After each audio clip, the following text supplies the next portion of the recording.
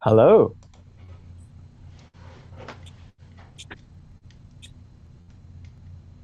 Hello. Hi, everyone.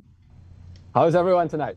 Are you able to hear me? I hope so. Actually, what I'll say is that for my team, I can see the messages my team is sending. So please send me a message if you can see and hear me. And if so, I'll go ahead and do an intro. Okay. I'll assume you can hear me. So let's go ahead and start. Well, first of all, welcome everyone. And we're really happy to do this live stream collaboration officially with Math Kangaroo. I should say the first time I ever saw the Math Kangaroo problems, especially the ones for younger students, I was really impressed because there's a lot of questions out there which are just repeating things that you've learned over and over again. And I was always thinking, what kind of question can you give to elementary school students, which isn't just seeing whether the elementary school student has practiced a bunch of things that are ahead of their grade? Well, when I saw the Math Kangaroo problems, I was really impressed because suddenly there were questions that actually didn't require huge amounts of formulas, but actually there were questions that required huge amounts of creativity. So that's what we're going to be doing tonight. Actually, tonight the questions will be solved not by myself because I'm actually currently with a group of Carnegie Mellon University students. I work with them every Sunday, and right now is right after we're finished doing a whole bunch of problems. But I want to tell you, you're in amazing hands because the stars from our live program are going to lead tonight. They'll actually introduce each other. Actually, I've seen both of them go before. They're amazing. And I want to encourage you one thing before I drop off, which is there's a chat here. This is different from every class you've ever taken. Talk as much as you can and say all of your ideas, whether they're little ideas or big ideas. You'll see that we'll all get excited about them. All right. This is totally different from a normal class. Talk with all of your ideas, and the whole session will be even more interesting for you. With that, I'm going to hand it over to Corey. Corey, why don't you take it from here? Hello, hello. Can you guys hear me? So, my name is Corey, and I'm actually going to be one of your teachers or people who will be leading you on this live solve. And our other star will be Benny Wang. So, Benny has been involved with competition math since middle school, and he's been participating in competitions like the Math Counts and the AMC series. He also participates in coding competitions such as the USICO, and outside of competitions, he enjoys writing math problems for his mock MC series and listening to as well as playing music on the piano. All right. Hi, I'm Benny. Thank you for that introduction, Corey, and now I'll introduce Corey. Corey is a rising junior. I am sorry, Corey is a junior at Lexington High School. He's been involved with math competitions since sixth grade. He's a four-time Amy qualifier, as well as a USA JMO qualifier in 2022. Besides math, he also enjoys playing video games and spending time with friends, as well as playing many sports. Hello, hello. Well, hopefully that's a little brief introduction to our teachers, and we will be leading you today. So, like Professor Lowe said, this is going to be a very active class, so definitely please do type a lot into the chat. It'll actually make our day to see you guys following along with us and participating and helping us try and solve these questions together. So today we'll be going through the Math Kangaroo, only the even questions. And let's start off with question number 2. So we're going to start off pretty simple. The question says, the two kangaroo coins with the question marks on them have the same value. What is this value? So these three right here have the same value, but these two have the same value, but we actually don't know what this value is. So we want to find out how much they're worth. Great. So, any ideas? How should we approach this? We have a bunch of coins added together, and we know that in total they're going to end up to be 51. So, Benny, what do you think? How should we approach this question first? Well, we should look at the other coins that aren't unknown. So we know that these coins, we have 20, 10, 10, and 1. So what would those coins that we already know the value of, what would the sum of those coins be? Hmm, I see that's a a lot of you great. actually. Oh, Oh, yeah. I see a lot of you guys are already getting the answer very fast. So if you got the answer, it would be great if you could also type in chat relay, like the way you did the question, so that we can work through it together. mhm. So what would the sum of all the coins that aren't unknown? So the four coins that we do know the value of. Yeah, that's right. I see Ben's put it in chat. The coins sum to 41. And so, what about the other 2 coins? What should we do about those? Hmm. Well, it looks like these coins that are boxed up here, they sum up to 41. And in total, they need to sum up to 51. So how much are we missing that these two coins actually need to be? Well, that should be 51 minus 41, which is 10, right? Exactly. So that's what Sandin said. We're missing 10.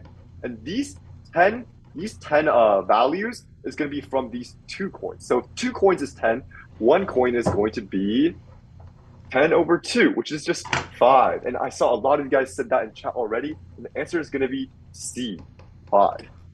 And C, let's take a look. Answer here. Ah, nice. The answer is going to be indeed 5. Great stars. Let's take a look at the next few. All right. So now we have a question about these puzzle pieces. So Alice has these puzzle pieces. You can see them up here, 1, 2, 3, 4. And the question asks us to name the two pieces that we need to put together in order to form a complete square. So, does anybody have any ideas on how we could start this one? Do you have any ideas, Corey? Well, it looks like we're putting pieces together. The square is not too big, so hopefully, like we can try and formulate it in our heads. And we don't really need to put pen to paper on this question. But I think the idea is like if we have two big pieces, can they go together to form a square? For example, let's just start with what if I put 1 and 3 together? Can those fit together to make a square, or does it not work somewhere? What do you think?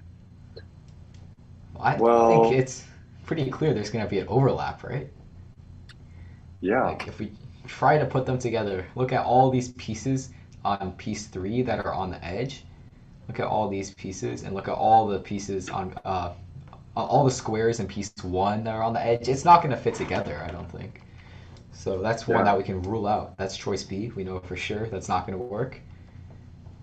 hmm Great. So we eliminated one choice. And now what did we figure out? Well, I think we can just imagine putting the square pieces on top of each other. That's like what we're trying to do here. And we see that when we put 1 and 3 on top of each other, they don't work. So, I mean, we could also try and think about putting 1 and 2 on top of each other. But I think now it looks pretty clear that most of the people in chat already see the answer. And it's pretty clear that if we want to lay these pieces one on top of another, which one, Benny? Which two do you think lays together to make the complete square?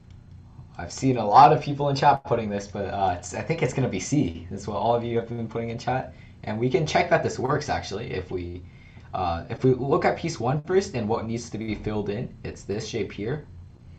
I'm highlighting in yellow here, and we can see that this is exactly what piece 4 is. So that's the right fit. It seems like all of you have figured this out in chat, so good for you. hmm Great job. So the answer is going to be indeed 1 and 4. So you guys all got it right. And I think the way Benny like tried to illustrate it when we're trying to confirm the right answer, we realized that maybe drawing like what we're missing is the key to solving this question. And if you want to solve harder questions or more general questions, because this one was more on the simple side, but the idea of drawing which piece that we're missing will be an important way. So now let's look at the next one. Question 6. Era folds the transparent paper along the dashed line. What can he see? What can he then see? So we're folding paper. Does that make sense to everyone in chat?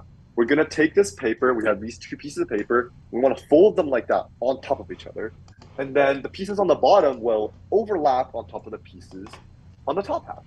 So for example, if we look at this line right here, this line right here in the middle, right here that I bolded, that's gonna flip over to be this line over here.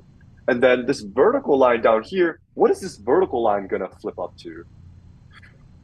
Does it flip up to, let me see, I'll change some colors. Does it go up to orange? Does it go up to red? Or does it go up to, does it overlap with the white piece? Does it go to the green piece? What are we thinking here? Benny, what do you think? Well, it seems like if we imagine folding this thing, if we imagine looking at it from this direction, if we imagine we're folding this into here, The ones closer to the point we're turning at are going to get also folded. It's going to be like they're going to be mirrored across.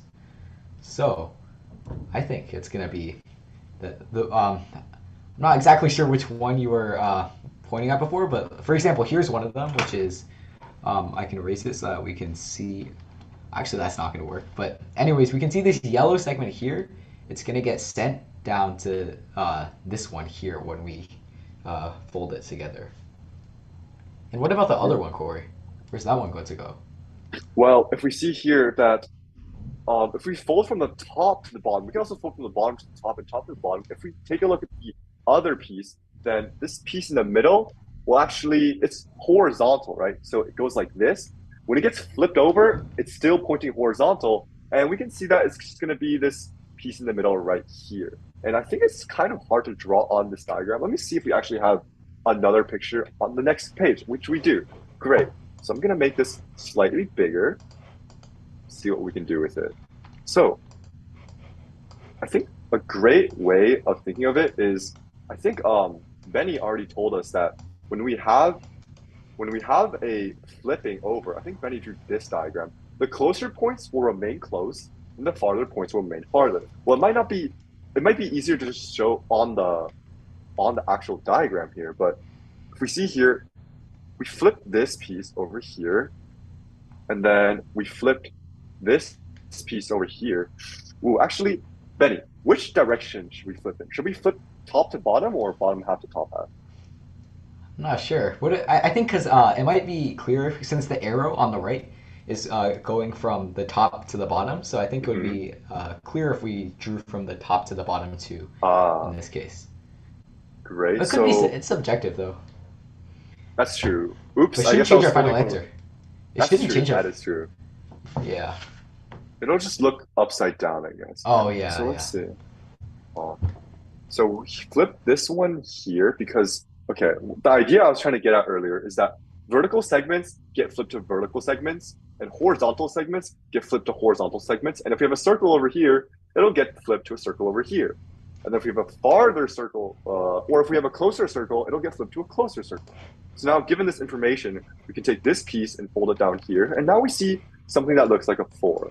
And I think most of you guys already got this. So I'm just going to hurry up a little bit more. But if we look at this piece on the top, you see this tiny little piece on the top right here? First of all, it's going to be a horizontal piece, so it should be horizontal. And it's also pretty far away from the line, so it should get flipped pretty far away from the line. And actually, it's going to get flipped the same distance away from the line. So we're going to get this piece. And then finally, this vertical piece, the very long vertical piece, gets flipped to a very long vertical piece down here. Now, Benny, do you want to actually lead us through the last one?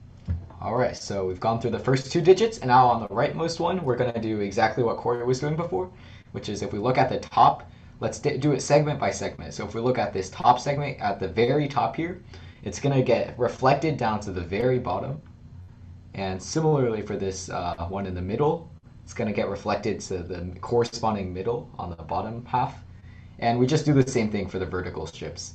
They get sent down here. And so I believe now that spells out the numeral 406. And if we go back to the answer choices, we'd hope to see 406 there. And yes, we do. We have indeed, that would be choice E, which I believe a lot of you already got. So congratulations on solving that very quickly. And we see that the answer is indeed E. So yeah, exactly. Very good job, everybody who solved it. And I think most of you guys already know these answers. And I see a lot of you guys spamming it in chat, which is great. It means that you guys know the answers, know it by heart, know how to do it again, which is amazing. But let's try and see if we can go through these steps again in maybe a way that we can show that is maybe more general, maybe more useful, maybe just going through it again in a more clear way, which would be great for you guys. So now let's take a look at the next one. All right. So this one, Danny's gluing 2 sheets of paper together on top of a white circle. So he has 1 gray semicircle and then 1 black quarter circle. And we have to look at these 5 answer choices here and pick which one could not be the shape that he makes. So how can we get started on this one? Do you have any ideas, Corey? Well, I think a very key idea that works for questions that are easy, questions that are medium difficulty, questions that are hard, questions that you can't even solve is if you don't know what to do, or if you're just starting off, for example, if we didn't know what to do, if we were fresh on this question, we can just experiment a little bit. So let's try and draw what this question actually is. So I'll just draw a circle. This is going to be our white circle. And then now on top of this white circle, I need to let's say we can either put the gray semicircle first, or we could put this black quarter circle first. So there's two different orders of placing. You got to remember, we can either place the big one or the small one first. That's going to make a difference on the placing. And we can already kind of see that in the answer choices, but it's important to make that understanding so that we have like this clear idea of what we're doing. So what if I draw this gray quarter circle first, and then on top of the gray quarter circle, let's put this piece, and I'm going to make it red just for a distinction. Let's say we put it like this. Whoa, wait a second. If I put a piece that looks like this, what does this look like? It looks like part A, right? So now we see that with some experimenting, we can make A. Now, with this experimenting, it's not just eliminating a question choice, but it's also an answer choice, but it's also like helping us understand like how this question really works. Now, Benny, given that if we were to place a semicircle first or a semicircle second, regardless, the gray semicircle, it should still kind of look like a semicircle, right? For example, if we look here, I'm going to change my color. If we look here, Benny, we have a little semicircle just like kind of hiding at us. A semicircle like right here, and I'll just shade it in. Right here, we see that kind of semicircle. It just looks right here, but it's covered by a shape, right? And here we see the semicircle as well. Here, the semicircle looks something like this, right? Right here, it looks like this. And then here we see a clear semicircle right here. Now, what about part E? Where does the semicircle go? I think that one looks a little bit suspicious. Because how can we look at these? We have these two lines. We have these two lines. How can the semicircle reach out in so many places at once? That can't be a semicircle, right? So that one must be impossible. And I've seen a lot of people putting this as well. You guys are really fast. And so yeah, just because we can't possibly place a gray semicircle, it's going to be choice E. And also, I think one thing that might be a little bit confusing as a technical issue is that the black quarter circle actually appears transparent on our screens. But no, in the question, I think that was a black quarter circle. I'm sorry. Know that the transparent thing you see there, it's supposed to be black. Yeah. Oops. But I think you guys all got it anyways. It was E. Yeah, great job. Well, it seems that everyone's been super confident up to this point, which is great. Let's see if we can discover some questions that are maybe more unique or more challenging for you guys later in today's stream. Let's move on to the next question. So question number 10. We're about halfway there. So question number 10 says, there are 6 weights: 1 kilogram, 2 kilogram, 3 kilogram, 4 kilogram, 5 kilogram, and 6 kilogram. Amy puts 5 of them on the scales and puts 1 weight aside. The scales balance. Which weight did she put aside? Ooh, okay. And then we have a diagram here that gives us some labels on what some of these weights or bottles are. But I think they're weights. So we know that this one's going to be a weight 5 and this one's going to be a weight 6. So, and we have 1 missing over, and we know that they balance. Okay. So how did you guys think about this question here? Let me see. Oh, everyone's saying answers. Well, Benny, if you were to look at this question, what would your first thought be? Well, I think if in an alternate universe, all 6 weights were placed on the scale, we had all 6 weights like 3 on this side and 3 on this side.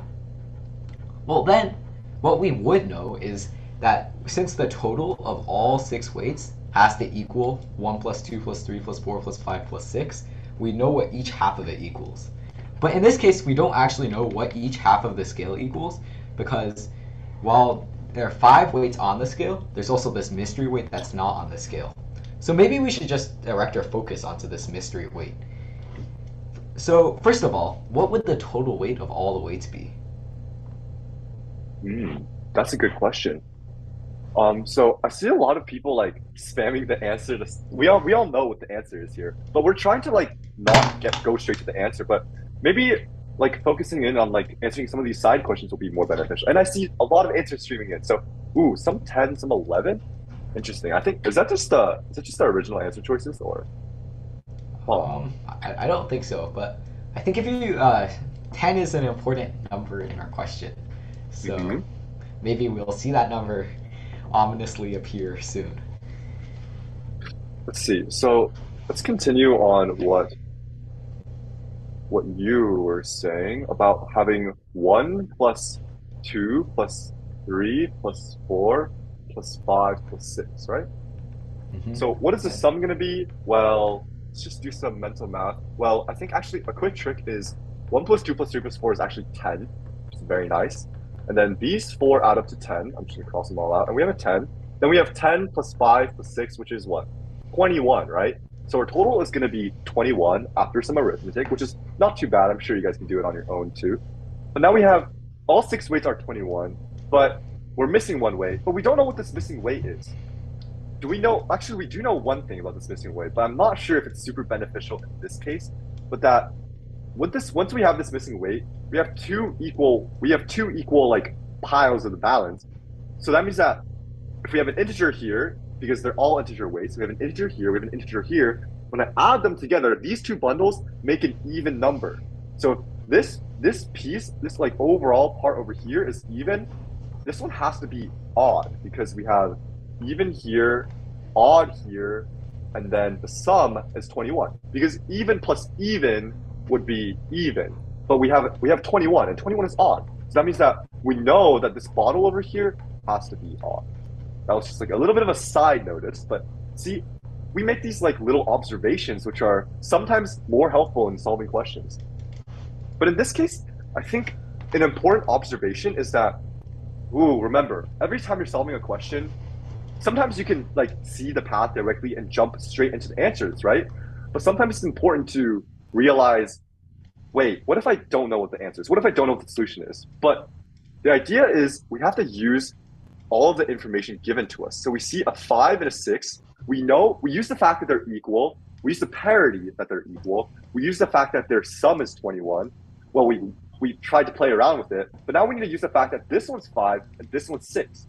So I have 6 right now. If I place a 5 on the left and I place a 6 on the right, my 6 is going to be 1 greater. 6 is 1 greater than 5, right? So this side is plus 1. That means that when I place these two bottles over here compared to this bottle over here, it should balance out this one. Now, this one is very important because two bottles, one bottle, and I need to get a plus one somewhere. Well, let's take a look. We have one, two, three, four. We don't have five and we don't have six. And we want to add two of these together to make it a difference of to make it so that these two added together compared to another one has a difference of one. Okay, that might be a little bit confusing, but I think we can see from here that, for example, two plus three is five, and then four is just four, right? So if I place a two and the three here, then I get a five, and I'll place a four here. I'm not sure if you guys followed that. Wait, Benny, do you think you understand what I just said? yeah, I understand. So we want the two missing weights on the left side of the balance to be one more than the one single weight on the right side of the balance. And if we do some trial and error, we'll see 2, 3, and on the left side and 4 on the right side. As I have up here on my screen, that is a working configuration. And so then the remaining weight must be 1, so we get our answer of A1. Another way we could have gone about this actually is with what Corey was talking about earlier, which is that the mystery block must be odd. And since we know it can't be 5 or 6, it has to be 1, 2, 3, or 4, so we eliminate 2 and 4 right away. So could it be 3? What if we try setting it to 3? In that case, we'll have, I'll just draw out again the weights. This is the left side. We know this is a 5. We have the 2 on the right side, and then we have the mystery one. If it's 3, then we know that the sum of the remaining weights is 18. And so dividing that by 2, that would give us the weight on each side of the scale, which is 9. So then this would be 9, and this would be 9. But oh no, look, this would have to be 3. But we can't have two threes. So we can't have 3 be both on the right side of the scale and also the weight that's sitting out. So therefore, it's impossible for the missing weight to be 3. So the missing weight would have to be 1. And a working configuration is what we showed in the diagram up there. So that's another way we could also go about it. But both ways work excellently, so there's no need to prefer one over the other. Yeah, wow, great. Well, found multiple solutions to this question, and I don't doubt that some of you guys out there might have different solutions as well, which is kind of some of the beauty of these questions. But now let's take a look at the next one. Question 12. Benny, do you want to lead us in this one? Okay, question 12. So we have a picture here, it's a map, and we're given that there are 7 houses north of road A. So in this region, there are 7 houses, because that is north of A. There are 8 houses east of road B. So east of road B would be this area here. There are 8 houses east of road B, and there are 5 houses south of road A. So one last color, let's do orange. It's a little bit cluttered here, but there are 5 houses south of road A. And now we're asked in the last direction, how many houses are west of road B? It seems like, once again, a lot of you have the answer. But as usual, we will work through it slowly in case you haven't gotten it yet. So how could we get started with this? It seems like we haven't been given a lot of information, right? We haven't been given exactly where the houses are. We've only been given whether they're north, south, east, or west of the roads.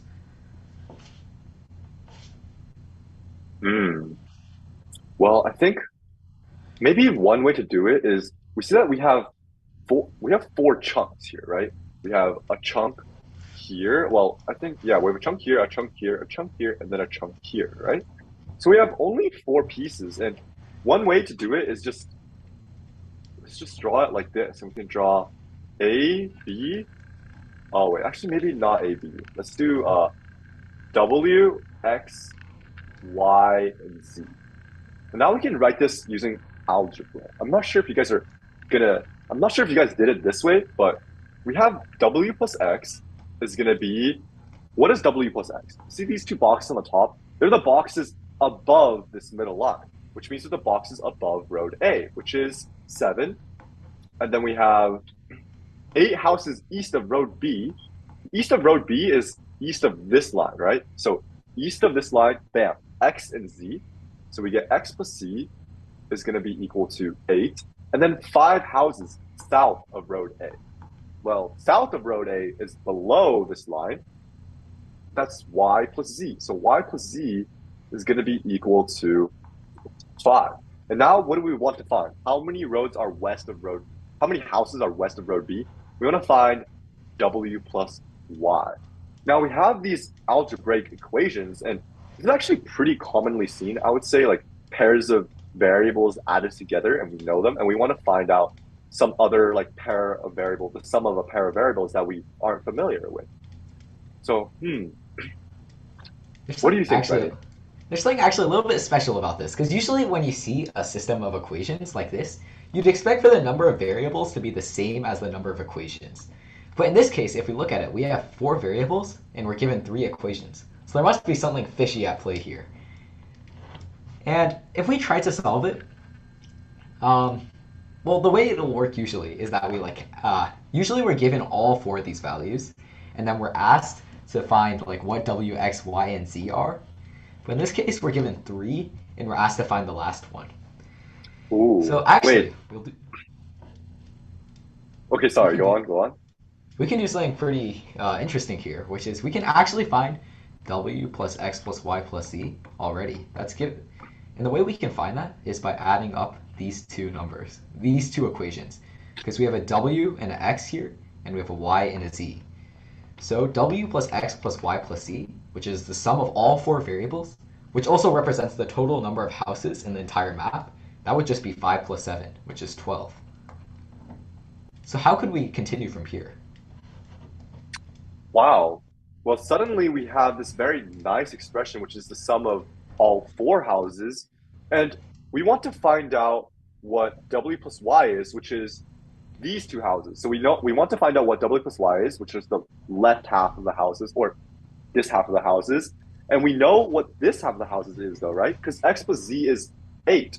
So we know that, let's see, we know that X plus Z is 8. So that means that, let's see, I'll change my color here. We have X plus Z is 8. So these two orange ones are going to be 8. But that leaves W and Y.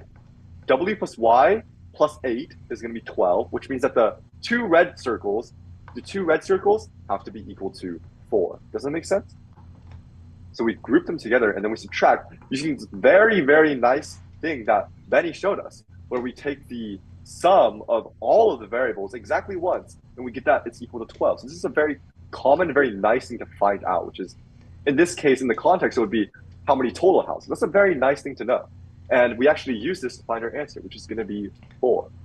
And another way we could have also thought about this is that it's basically identical to what we did, but just stated in terms of words. Is if we look at it, there's 7 houses north of Road A, and then there are 5 houses south of Road A. And since every house must be either north or south of Road A, there must be 5 plus 7 equals 12 houses in total, which is also what we saw with this W plus X plus Y plus Z thing here. And then if we look at Road B, we know there are 8 houses east of it, and any house that's not east of Road B must be west of it. So then there must be 4 houses west of Road B, so that the total is once again 12. Yeah, great. That's nice. And yeah. Long solution posted here. Wow. Shout out to Ray for typing in a very nice solution. Let me see. Yeah, I think Ray mostly agrees with us, which is great. It means that some of you guys did think in a similar way to us, using variables as well, which is pretty neat. Great, and we do get the right answer, which is going to be A, which is 4.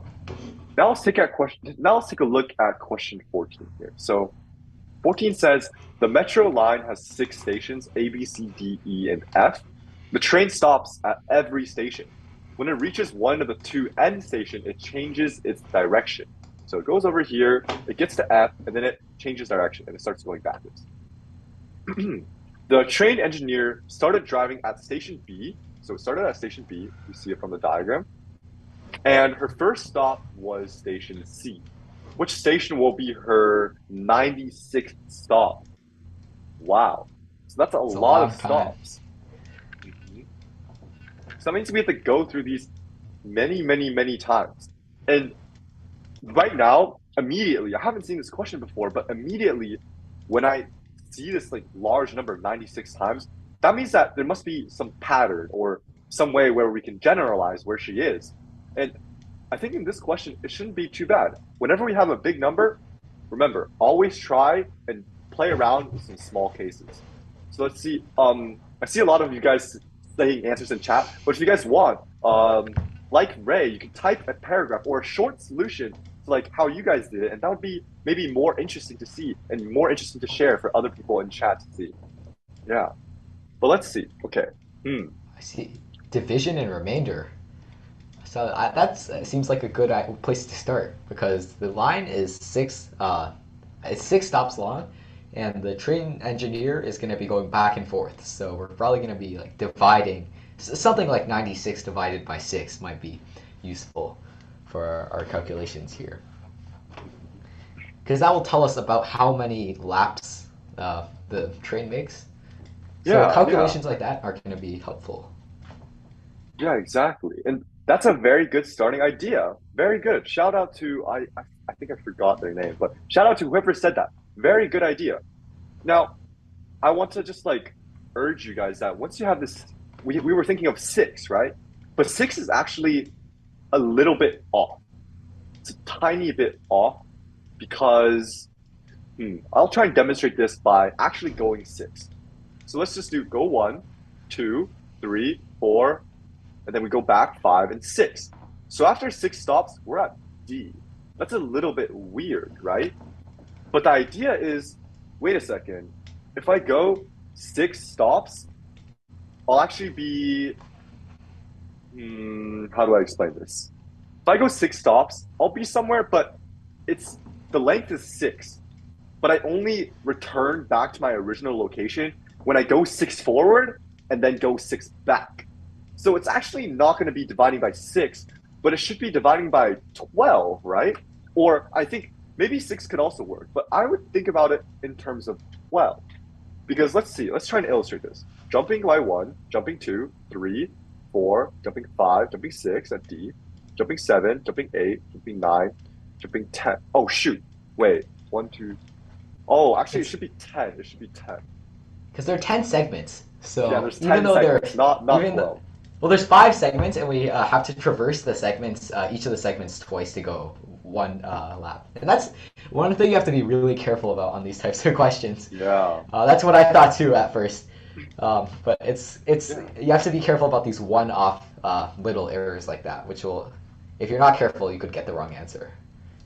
Yeah, but it's great that we have this concept in our mind. That's like that's like great because once we have this concept, we immediately see that, oh shoot, we overcounted.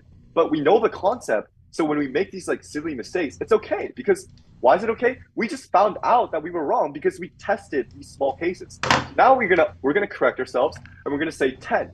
So if the train is here and it's pointing this way and I go 10 stops, I'll be back to my original place facing the exact same direction.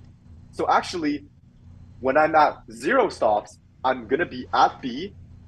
And when I'm at, it doesn't matter which direction I face actually. Wait, I'm facing to the right because I'm going to C, which is my first stop. And then after 10 stops, I'm going to be at B, facing to the right again. After 20 stops, I'm still here. After 30 stops, I'm here. After 40 stops, 50, 60, 70, 80, 90 stops, I'm going to be here. So on the 90th stop, I'm at B. Now we can just count because we need 96, right? So 90, 91, 92, 93, 94, 95, and 96. So I think, is that where the 6 came from? Benny, I'm not sure if you had the foresight for that. I did not, but Oh, that but yeah, seems like just coincidentally the example we wrote up earlier resembles yeah, the yeah, I don't yeah, know. yeah. Yeah. So we Cool. end up But at D.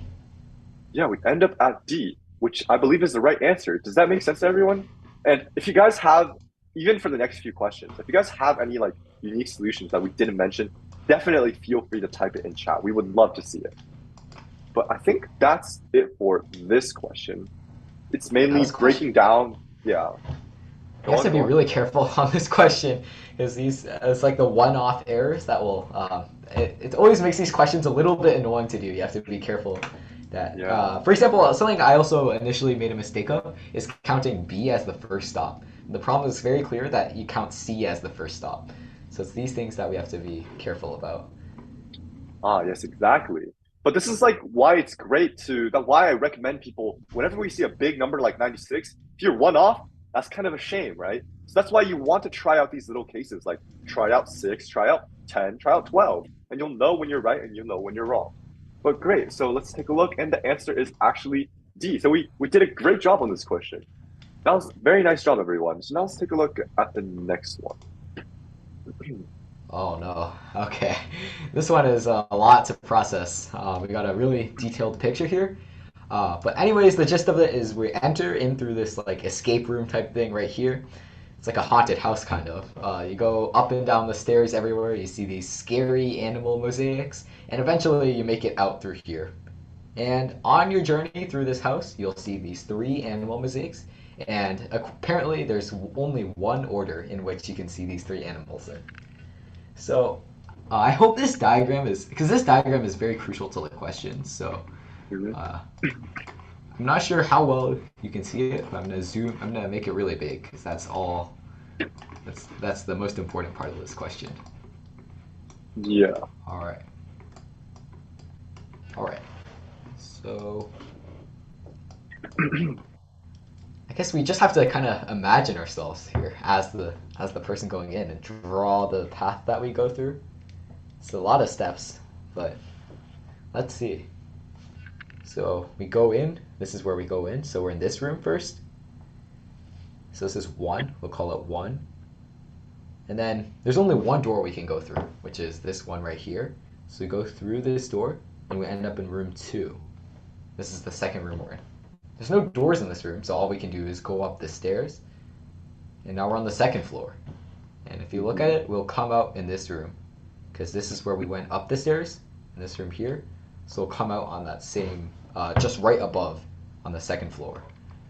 So this is the third room. And now what happens? There's two doors we could go through. So which one do we pick? That's a great question. Well, let's take a look. So if we're in this floor, this third floor up here, we can go this direction or this direction. Let's just say, what if we go down or like down to the left? But we're gonna end up in this room. But let's take a look at this room. There's no other doors, right? There's no other doors, there's no stairs. We're kind of trapped in this room. It's a dead end. So that means that this room, we walk into this room and nothing happens. We have to walk back out. So we walk this way through this door. And then what happens? Well, we see this first statue or wall sticker, which is going to be, I don't know, the little froggy? Frog. Let's call this a frog. Yeah, let's call this a frog.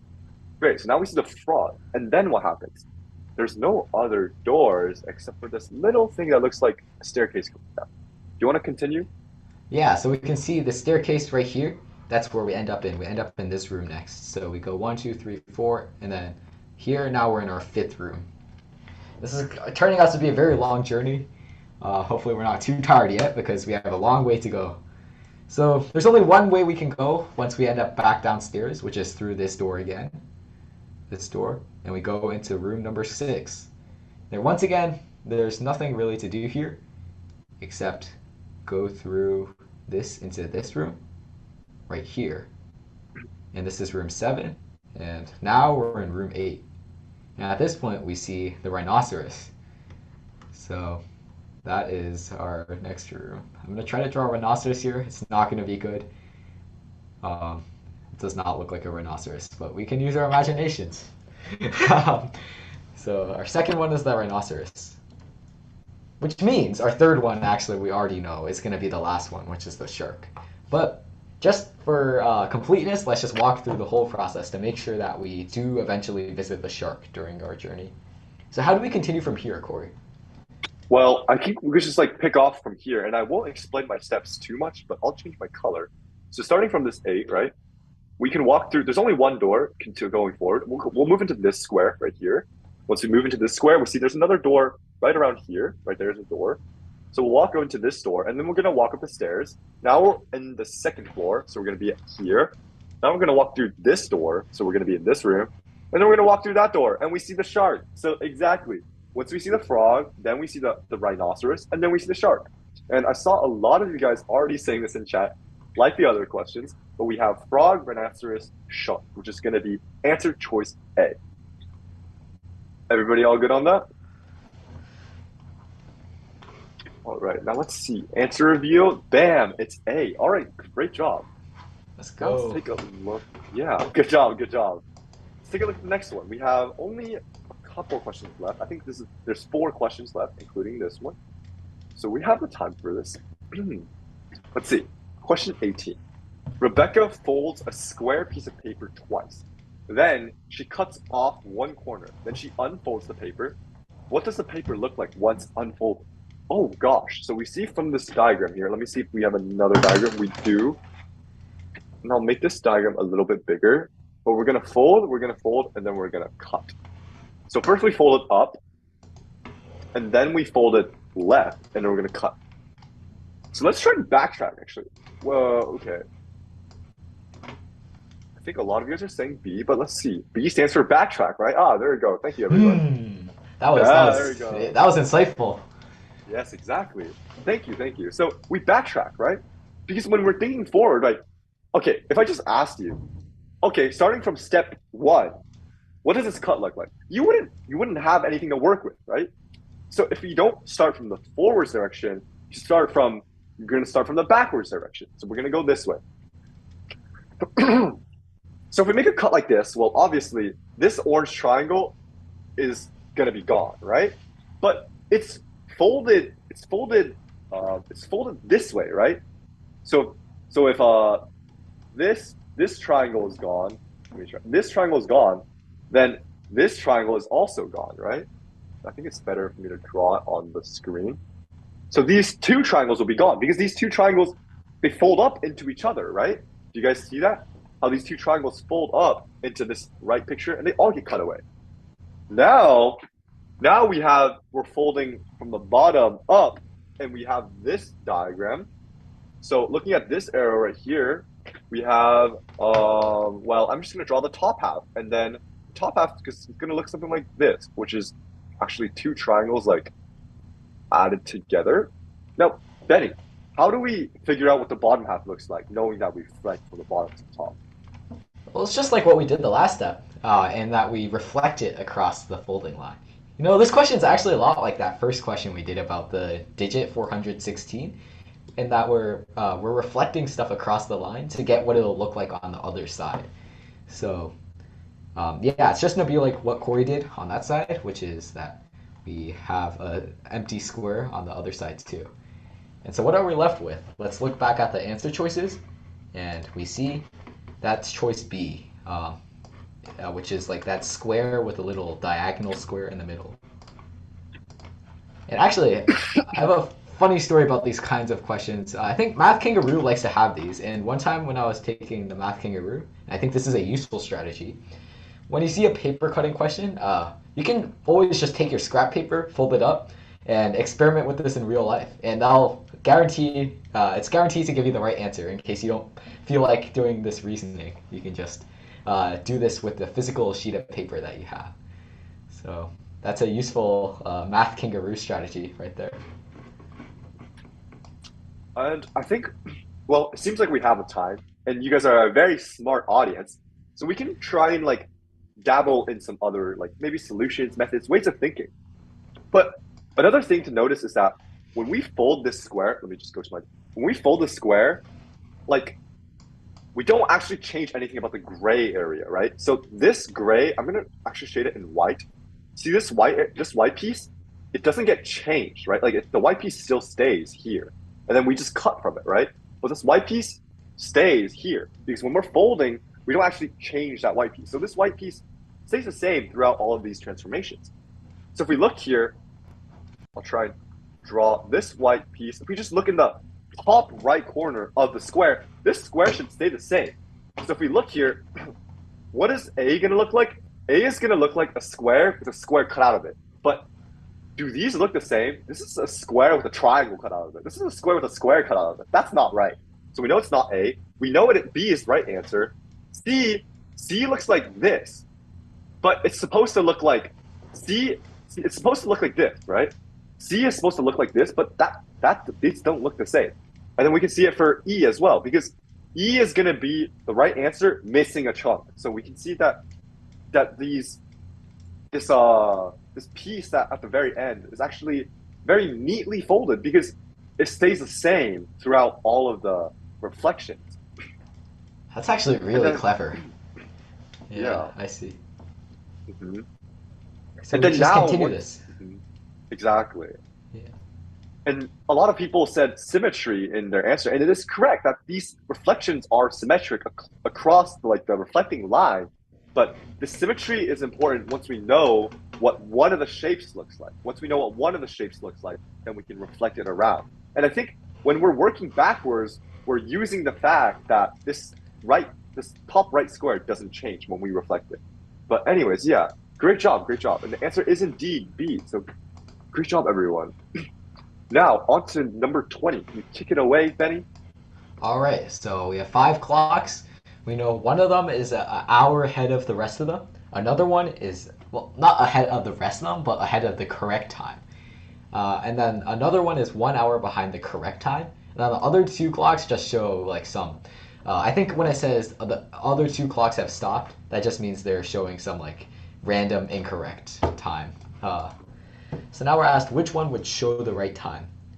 So I think first of all we should I think it's a bit of a headache to read out in the analog format. So let's just convert each of the clocks to digital format right away. So what would clock A be in digital format?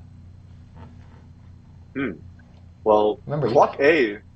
Oh, we can also wait for chat on this one, I guess. Yeah, this is a great opportunity to jump in if you if you're watching this, so just say, what is the digital time for clock A? So this is testing clock reading skills here. Do you have any idea, Oh, Corey? What would it be? yeah, I think it's 6 o'clock, but a lot of people in chat would agree. It looks like Ben, Yeah. Kevin, Neha, Chris. Wait, Neha. Okay, a lot of people. They're flooding the chat, but a lot of people said six Mm. o'clock. Great, and I think, well, clock reading. Hopefully, you guys have clocks at home, but clock reading is, I think, the first step of the question. So we can just kind of fill the rest in, and these are all at whole numbers, which is nice. So we have 6 o'clock, 2 o'clock, 4 o'clock, 3 o'clock, and 7 o'clock. And we can honestly like throw away the colon 00. We can just work with the numbers because they're all whole numbers here. But now that we have it in number form, Benny, which is a very like it's like a relief off your shoulder, right? Because now you don't have to look at clocks. You can look at numbers, which are a lot prettier. You know, mathematicians, we love our numbers. So now we have these numbers. Yeah. Staring at these numbers, Benny, what do we do about them? Well, what if we just like let's say the correct time was 7 o'clock, in which case the answer would be E. This is if it was 7 o'clock.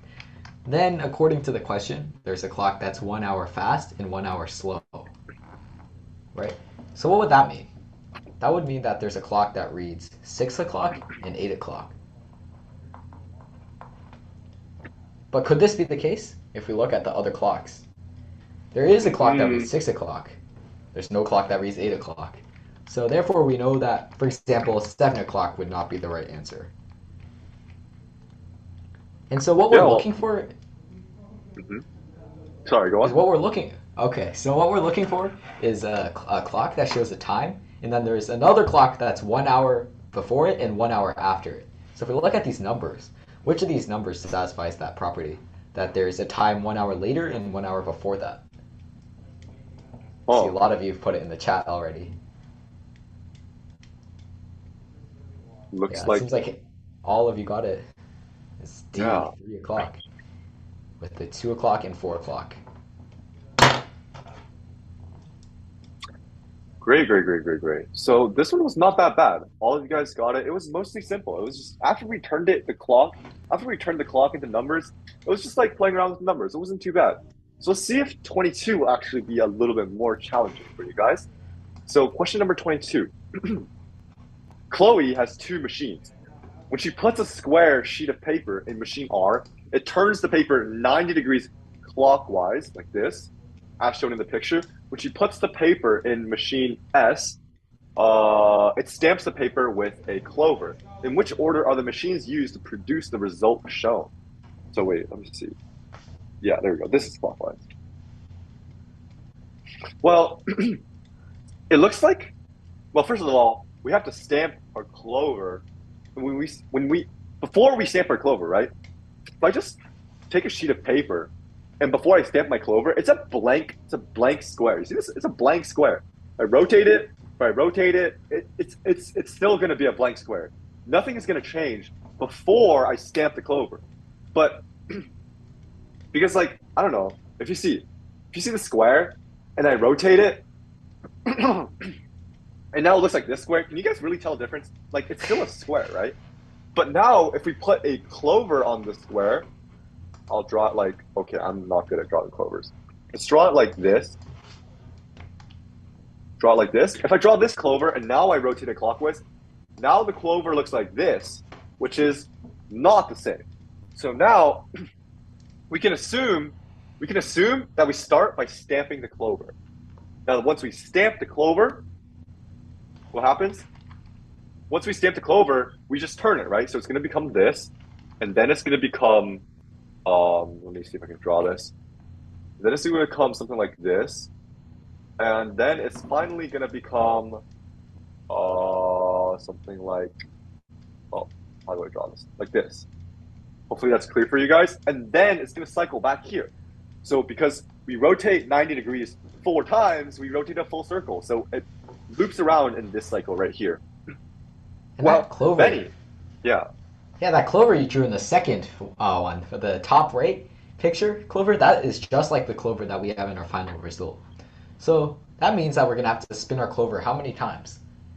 We're gonna well, have to we spin it once. yeah. If we spin the clover exactly once, then it does. We don't want to spin the clover again, right? Because this is our starting point. You see this? You see this one right here? This is our starting point. We start by stamping a clover and then we rotate it once. We don't want to change anything about that. We want to stamp the clover. Let's say we stamp the clover here and then we rotate it once here. Oh wait, no. We stamp the clover here and then we wait. Oh, whoops, this is just a split. So we stamp the clover in the middle, and then we rotate it once, and then it becomes the end result, right? Mm-hmm. So if we stamp the clover once in the middle, what do we do before we stamp the clover? Well, remember, before we stamp the clover, nothing happens, right? We just rotate a blank square before we stamp the clover. Or we could just, or I guess we could stamp the clover twice. So let's see. We can either stamp, stamp, rotate, or we could rotate, stamp, rotate, right? Oh, wait. There's a minor detail there. I missed the minor detail. Yeah. There's this little square here, which we actually don't need to solve the problem, like you were about to finish it without even having noticed the square. But this also helps us in that we know now. If we look at the square, it started out here, and then we'd have to rotate it twice in order to get it to the final spot. And what that means, we need two R's in this case. So the next one is going to have to go here. But it's really cool that, I mean, we didn't really even need to look at that square in order to solve the question. The answer still would have had to be RSR. Yeah, exactly. So I guess since I made a little silly there, I guess I'll just comment on it that this logic still works, right? Well, the idea of it is still somewhat relevant to the question because it doesn't have to be a blank square. The idea is that before we stamp the clover won't move. That's the idea. Because we always have to stamp the clover on the, just upright. That's the idea, yeah.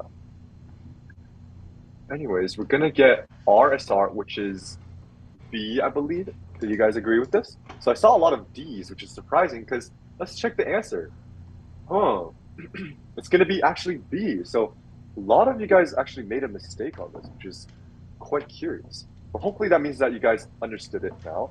Oh, and I don't think we have quite enough time, but I see Vijay wrote a solution in chat, which is great. So if you guys have time, definitely do look at that. But Benny, could you actually wrap us up with this last question here?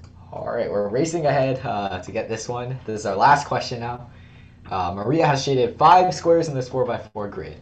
And she challenges her friend to guess it. I mean, that's kind of unfair because her friends would have no idea. But magically, they all get 4 of her friends get 4 of the 5 squares right, which is pretty miraculous, right? I mean, what are the chances of that? And then the last friend, even more miraculously, guesses the whole thing right. Her friends must be really smart or something. But we have to, just based on what her friends guessed, try to figure out which of them got it right. So it almost seems like we don't have enough information. It's one of those questions where we can figure out the answer to this? And the answer is yes. Yes, we can.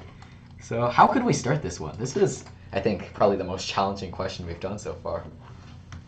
Well, it looks like chat is pretty quiet other than, some people still know the answer. But once again, if you guys are confused on a question, which is valid because this is question number 24. If you guys are confused on the question, play around with it. Get to know the question, So let's just say, what happens if A is the correct answer? What does that mean? That means that, let me see if there's another slide. Oh, shoot, that is not the slide. Okay. So if we want A to be the correct answer, that means that the 4 squares in A are correct. And let's see. I zoomed in here. So if these 4 squares are correct, then let's look at D. Let's use A as an answer sheet, and let's see how many B got correct. Well, this square, that's correct. This square, that's correct. This square, that's correct. This square is wrong, and this square is also wrong. So, wait a second. C only got 3 cells that were right. Do you guys agree? If A were the answer, we can use A as an answer sheet, and then we can grade C. And well, C only has 3 of them that are right, because only 3 of them aligns with A. So A is not the answer. A is not the right one. Because C only has 3 points, but C needs to have 4 points. You see the question? 4 points.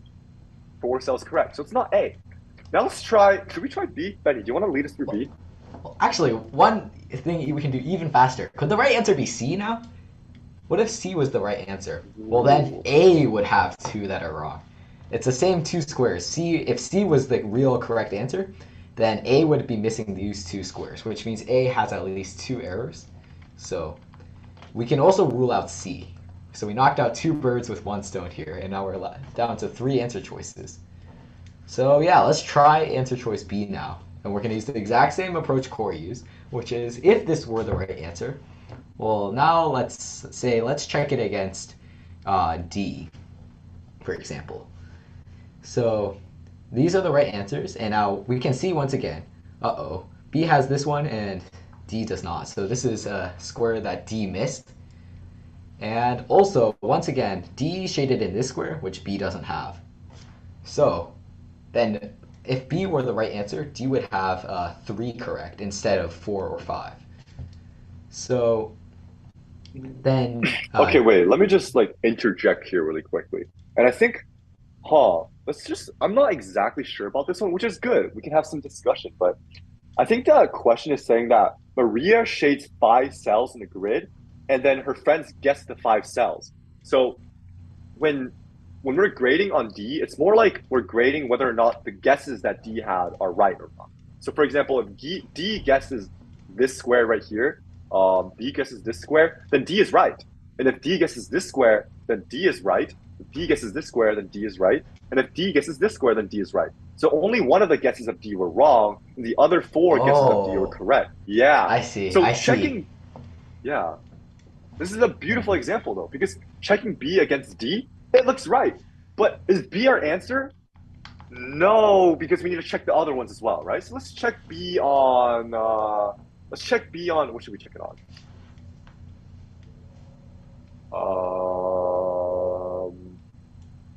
How about we check it on C? Oh yeah, let's check it on C. So actually, Benny, do you want to like check all the ones on C? All right. So if B were right, then in that case,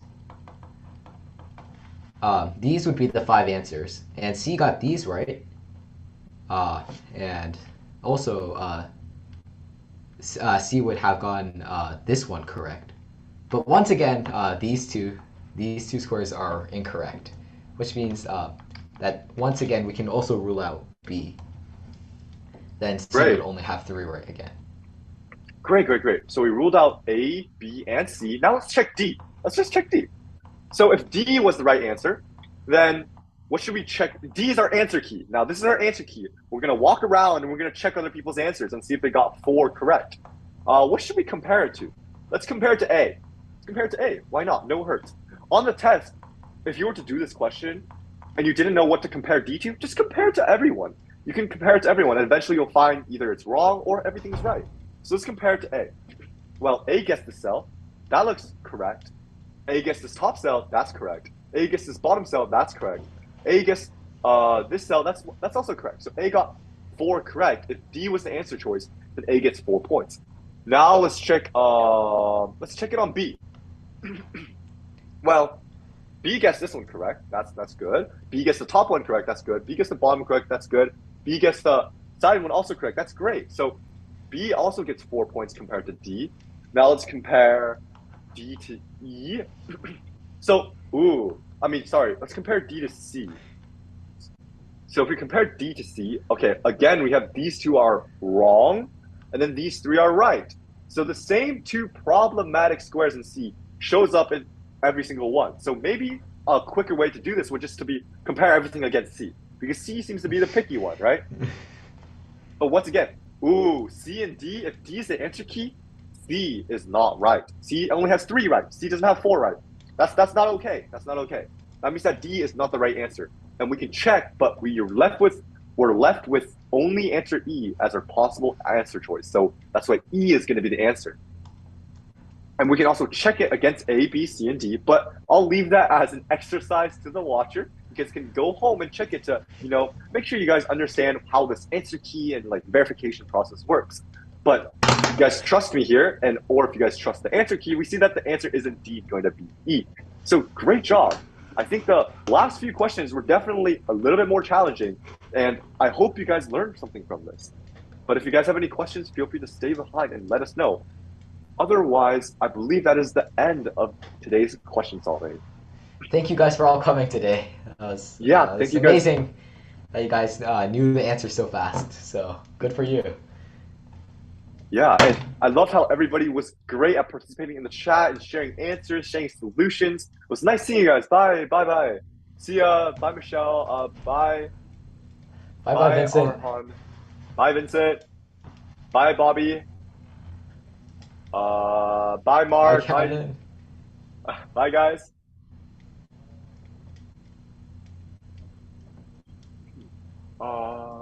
Yep. Thank you to everyone. Thank you, thank you, thank you. Very good job today. And I don't think anybody has any questions. If you do, please I don't know. If you guys have any questions, just type it in chat.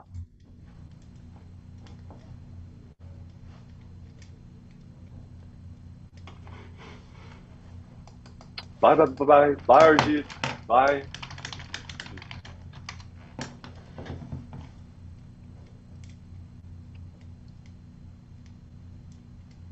Great, great, great, great, great. Bye guys.